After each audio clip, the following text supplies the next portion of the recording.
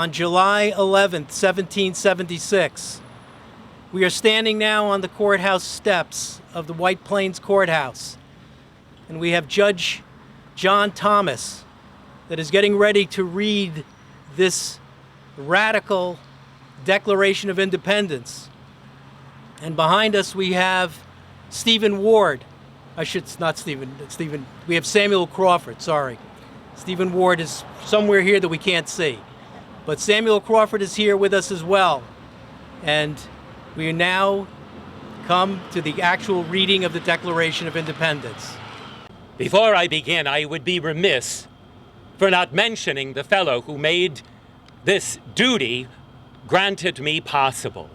A true honor. A member of the legislative body that passed the resolution to have this document read here before you all. And that is Captain Crawford and his wife over here. Please acknowledge him. By voting, by seconding the amendment, he's put his life at risk, but has put us forward for the liberties of which you shall hear of now. The unanimous declaration of independence of the 13 United States of America.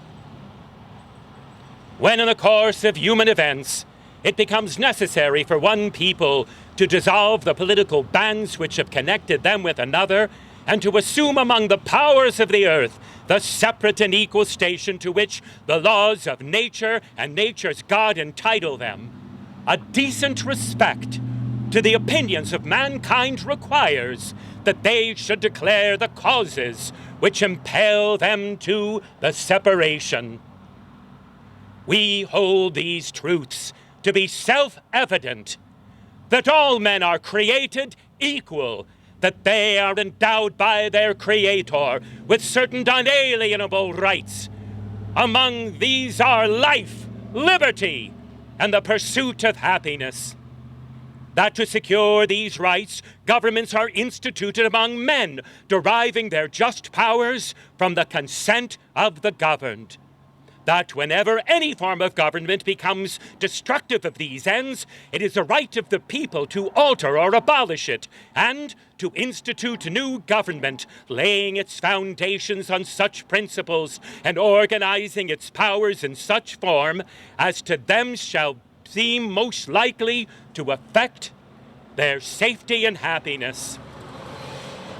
Prudence, indeed, will dictate that governments long established should not be changed for light and transient causes, and accordingly, all experience hath shown that mankind are more disposed to suffer while evils are insufferable than to right themselves by abolishing the forms by which they are accustomed.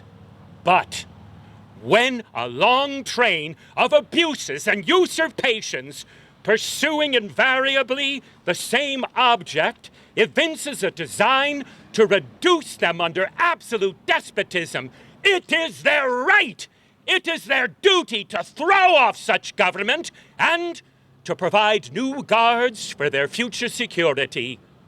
Such has been the patient sufferance of these colonies, and such is now the necessity which constrains them to alter their former systems of government. The history of the present King of Britain is a history of repeated injuries and usurpations, all having in direct object the establishment of an absolute tyranny over these states. To prove this, let facts be submitted to a candid world. He has refused to assent to laws which are most wholesome and necessary for the public good. He has forbid his governors to pass laws of immediate and pressing importance unless suspended in their operation till his assent should be obtained. And when so suspended, he has utterly neglected to attend to them. He has refused to pass other laws for the accommodation of large districts of people unless those people would relinquish the right of representation in the legislature, a right inestimable to them and formidable to tyrants only. He has called together legislative bodies at places unusual, uncomfortable, and distant from the despotory of their public records for the sole purpose of fatiguing them into compliance with his measures. He has dissolved the representative houses repeatedly for opposing with manly firmness his invasions on the rights of the people. He has refused for a long time after such dissolutions to cause others to be elected, whereby legislative powers, incapable of annihilation, have returned to the people at large for their exercise, the state remaining in the meantime exposed to all dangers of invasion from without and convulsions from within. He has endeavored to prevent the population of these states, for that purpose obstructing the laws for the naturalization of foreigners, refusing to pass others to encourage their immigrations hither, and raising the conditions of new appropriations of lands. He has obstructed the administration of justice by refusing assent to laws for establishing judiciary powers. He has made judges dependent on his will alone for the tenure of their officers and the amount and payment of their salaries. He has erected a multitude of new offices and sent hither swarms of officers to harass people and eat them out of their substance. He has kept among us in times of peace standing armies without the consent of our legislatures. He has affected to render the military independent and superior of civilian power.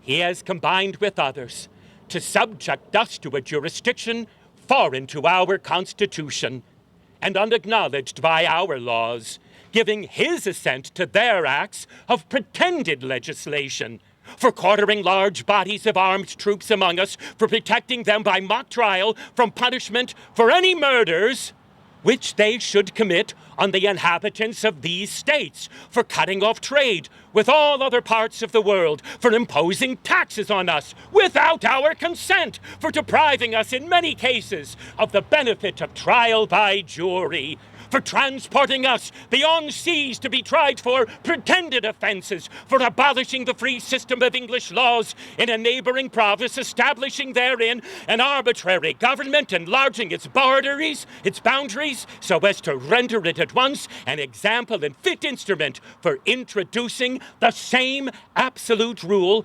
into these colonies, for taking away our charters, abolishing our most valuable laws, and altering fundamentally the forms of our governments, for suspending our own legislatures and declaring themselves invested in power to legislate for us in all cases whatsoever.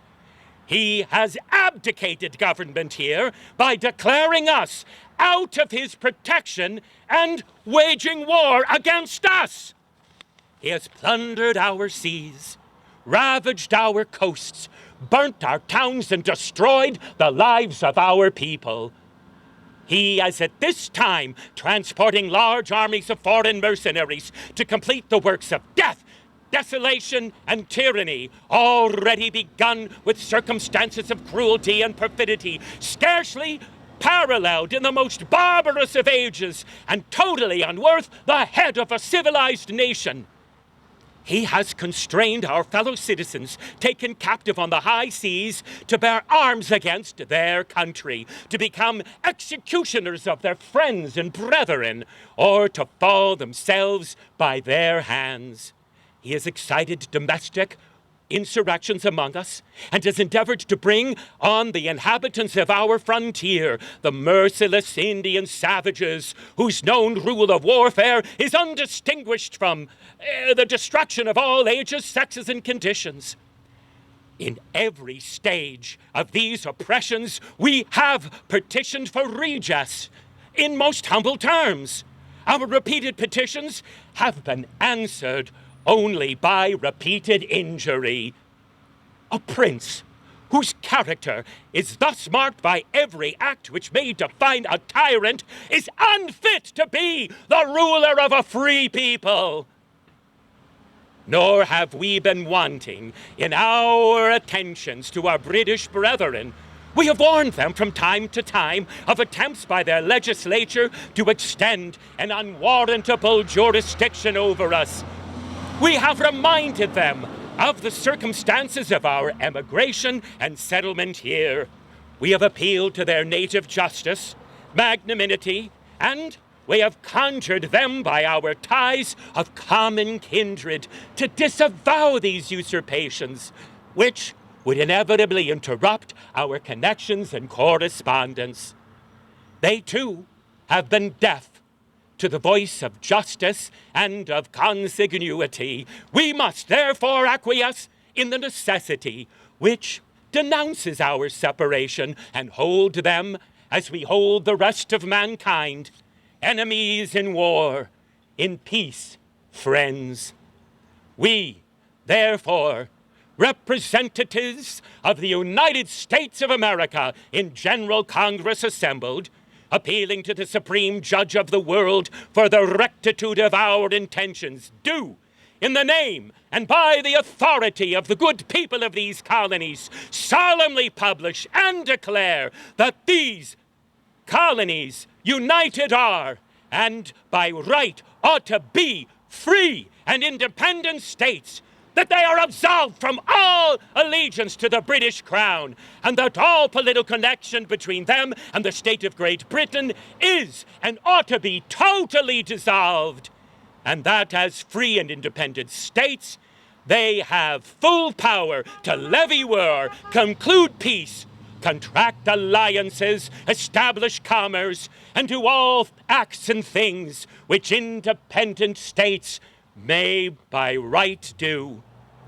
And for the support of this declaration, with a firm reliance on the protection of divine providence, we mutually pledge to each other our lives, our fortune, and our sacred honor. Thank you.